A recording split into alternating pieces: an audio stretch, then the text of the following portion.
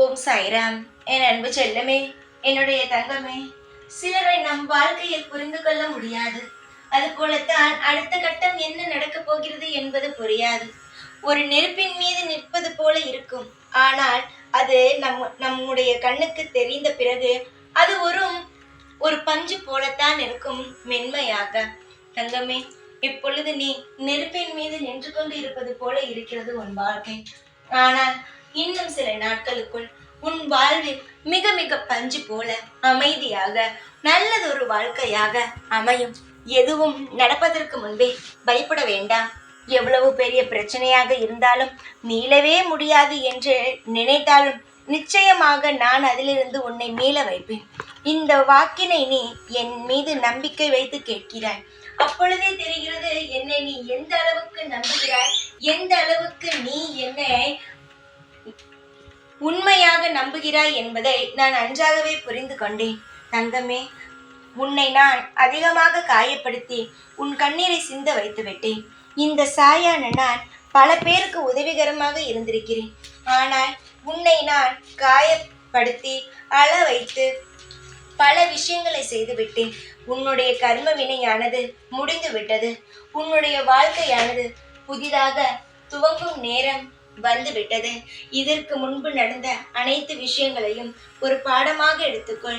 எதற்காக கஷ்டம் வருகிறது என்பதை அனைவரும் நன்றாக தெரிந்து கொள்ளுங்கள். என்ன தெரியுமா, வாழ்வில் எதிர்காலத்தில் நீங்கள் சந்திக்க போகும் ஒவ்வொரு பிரச்சனையிலும் இருந்து எப்படி மீண்டு வரலாம், எப்படி உங்களை நீங்கள் காத்து கொள்ளலாம் என்பதற்கான ஒரு முன்னோட்டம். அதாவது இதற்கு மேல் நீ கஷ்டப்பட மாட்டாய், அது ஒரு பங்கு. ஆனால் உங்களுடைய எதையும் நினைத்து பயப்படக்கூடாது என்று நீங்கள் நினைக்க வேண்டும் அல்லவா? எல்லாவற்றையும் சமாளிக்க வேண்டும் என்பதற்காகவே நான் இப்படிப்பட்ட சில விஷயங்களை எல்லாம் பாடமாக கொடுத்தேன். நீ அனைத்திலும் இருந்து தப்பித்து விடுவாய். எவ்வளவோ பிரச்சனைகளை பார்த்து மீண்டு வந்திருக்கிறாய். சீக்கிரமாகவே உன்னுடைய வாழ்க்கையில் மிக மிக சுலபமாகவே இப்பொழுது நிற்கிறாய் அல்லவா? ஒரு நெருப்பின் மீது அதிலிருந்தும் நீ மீண்டு வந்து விடுவாய். இது சத்தியம், உண்மை.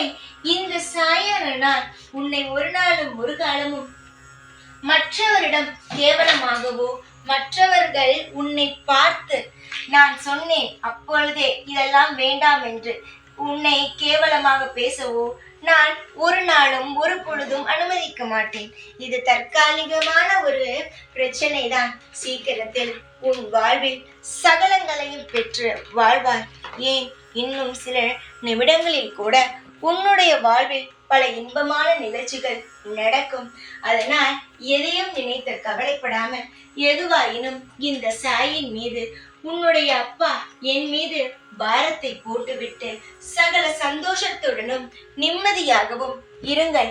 உங்களுக்கு நானே பொறுப்பாக இருந்து அனைத்தையும் நல்வழி நடத்துகிறேன். ஓம் சாய்ராம்.